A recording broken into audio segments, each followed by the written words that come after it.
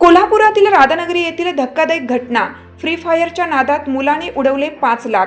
म्हशी खरेदी करण्यासाठी ठेवले होते 7 लाख रुपये। लहान मुलाला गेम खेळायला मोबाईल देणे एका शेतकऱ्याला चांगलंच महागात पडलं आहे।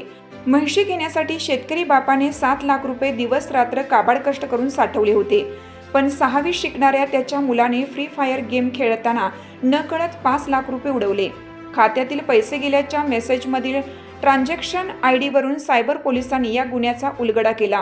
कोल्हापुरातील राधानगरी तालुक्यात ही घटना घडली असून या घटनेमुळे सर्वत्र खळबळ उडाली आहे।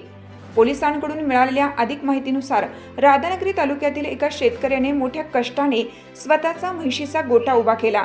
हा व्यवसाय आणखीन वाढवण्यासाठी दोघे नवरा बायको रात्रंदिवस कष्ट करून पैसे बँकेत जमा करायचे। या जोडप्याला एक मुलगा असून तो 6वीत शिकतो। या मुलाला मोबाईलवर गेम खेळण्याची प्रचंड आवड असल्याने तो सतत वडिलांच्या मोबाईलवर गेम खेळायचा। या जोडप्याने हरियाणातून 4 म्हशी आणण्यासाठी पै करून पैसे जमवले होते। मात्र खात्यात जमा झालेल्या पैशाची माहिती घेण्यासाठी जेव्हा ते बँकेत गेले तेव्हा त्यांच्या पायाखालची जमीनच सरकली। बँक खात्यात केवळ 2 लाख रुपये शिल्लक दिसल्याने त्या शेतकऱ्याला धक्काच बसला। बँकेकडे अधिक चौकशी केली असता बँकेने त्यांना पोलिसांकडे जाण्याचा सल्ला दिला। शेतकऱ्याने त्वरित सायबर पोलिसांकडे धाव घेतली। सायबर पोलिसांनी वेगाने तपास करत बँक खात्यातील झालेले आर्थिक व्यवहार तपासले, तसेच शेतकऱ्याचा मोबाईल देखील तपासला। यावेळी काही रक्कम फ्री फायर गेममध्ये शस्त्र घेण्यासाठी UPI पद्धतीने ट्रान्झॅक्शन केल्याचं समोर आलं।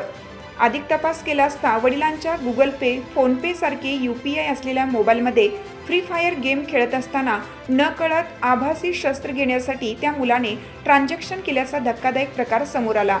त्याचवेळी काही सायबर हॅकरने अकाउंट हॅक करून आणखीन पैसे घेतल्याचे देखील समोर आले।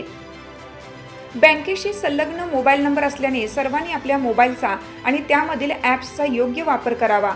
अनावश्यक ॲप्स तसेच लिंक ओपन करू नयेत। कळत न कळत अशी ऑनलाईन आर्थिक फसवणूक टाळायची असेल तर या संदर्भात प्रत्येक मोबाईल धारकाने नेहमी सजग राहावे, असे आवाहन सायबर पोलीस विभागाचे पोलीस निरीक्षक प्रवीण खानापुरे यांच्याकडे करण्यात आली आहे। हिरकणी न्यूज करिता कोल्हापूर जिल्हा प्रतिनिधी विवेक कांबळे। चालू घडामोडींचे अपडेट्स जाणून घेण्यासाठी आपल्या हिरकणी न्यूज चॅनलला सबस्क्राईब जरूर करा। लाईक करा, कमेंट करा आणि शेअर करा। बेल आयकॉनवर प्रेस करा आणि नोटिफिकेशन्स मिळवा।